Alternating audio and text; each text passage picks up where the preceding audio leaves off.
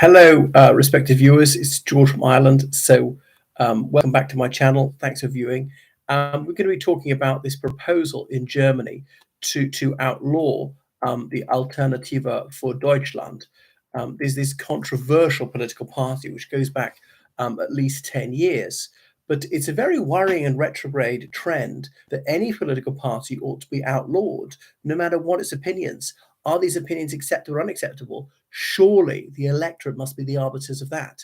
If AfD's beliefs are so noisome, surely the good people of Germany will vote against them in droves.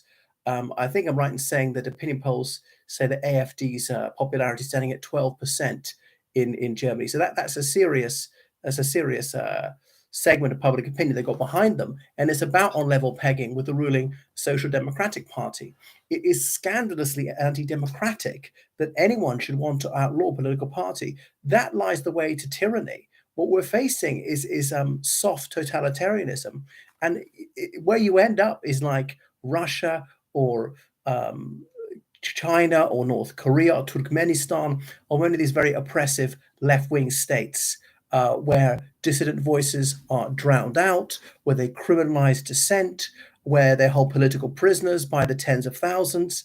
You know, it reminds me of Dietrich Bonhoeffer's poem. I always get him and Niemöller mixed up. First, they came for the communists, but I was a communist, I didn't speak up. Then they came for the Social Democrats, but I was not a Social Democrat, so I didn't speak up. Then they came for the trades unionist, but I was not a trades unionist, so I did not speak up. Then they came for the Jews, but I was not a Jew, so I didn't speak up. And then they came for me, and there was nobody left to speak up for me. So you can see the far left in the judiciary, the liberal left controlling the media, academia, the civil service, the police, the army, the navy, the air force, just about everything really. And they will try to criminalize anyone who would dare question the establishment. Now, Alternative for Deutschland, some of their policies are rebarbative. I certainly would never vote for them. And there was this plot they had to deport millions of people from Germany, including German citizens, on the grounds of race. So their racist views are nauseating, but they should not be forbidden from organizing, from pitching to the public. So yeah, they've been going since 2013. You require 5% of the vote to get any seats in the Bundestag at all, and they didn't make it that time. They got at least 34,000 members. Some people say they're far right, which is always a progress when they say that. They've been heavily critical of Islam, and some would say, well, really, of Muslims and things like that. They're talking about whether Germany withdrawing from the European Union, and of course that really puts the frightness on the establishment because Germany's paying about 30% of the bills. And without Germany, there is no more European Union. So they've got to demonize the AfD. But I know there's a lot to criticize about them. So yeah, that's them. They're obviously concerned about excessive immigration. So they have some seats in state parliaments, the Bundestag, none in the Bundesrat, that's the upper chamber of the German parliament, which represents the states really. They've even got 9 people in the European Parliament. So they're being spied upon and harassed by the German intelligence service, and that's very worrying. That the what is it called, Bundesamt for the whatever, Schutz den Verfassung, Office for the Protection of the Constitution, should be spying on a lawful political party, not a terrorist organization. And it's a waste of manpower when they could be combating organized crime, particularly terrorism. So the police should actually, and the intelligence agencies should use their time neutrally and not to advance an agenda and not to try and oppress an unpopular minority. So sometimes have been over 20% in the opinion polls in Germany. So you'd be disenfranchising a huge chunk of public opinion, and all sorts of people against them: the do-gooders, the far left, the communists, the eco-toffs, all the rest of them, religious maniacs against them, protesting. Okay, fine. Some people think that they are despicable. You say your piece, and I criticize them heavily too.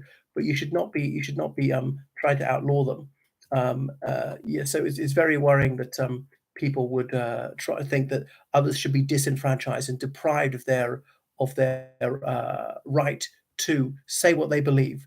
You know, I have the right to say what I believe. You have the right to say what you believe, and so on. Others say, no. Others have only got the right to say what I believe, and that's where you're going wrong. You'll see this in many human rights documents. Everyone has the right to express their opinions. Everyone is everyone. Now, when it comes to incitement to violence, everybody knows that's different, because that has direct consequences, direct harm. It's not just proposing a policy that many disagree with.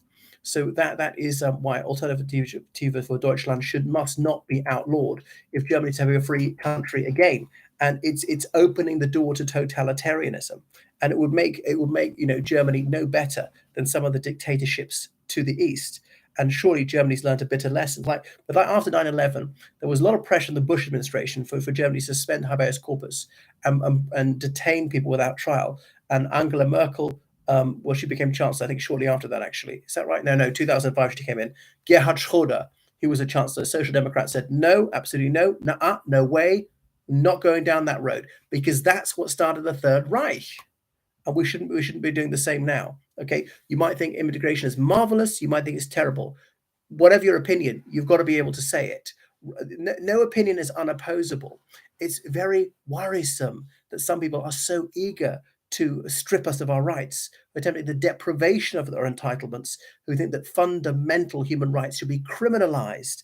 Is it really a matter for the police? Is the criminal law really the right instrument to deal with opinions that you don't share? And you must ask yourself, if you're one of these people who would try to criminalize another political party just because you don't agree with them, what if they were in charge and they tried to criminalize you, to outlaw you for your beliefs? So this is an attack on freedom of association, on freedom of conscience, on the right to free expression, on free and fair elections. You can't have fair elections when you ban one of the major political parties. So it's grossly unfair. And it's not like the people won't hold these opinions or do something about it.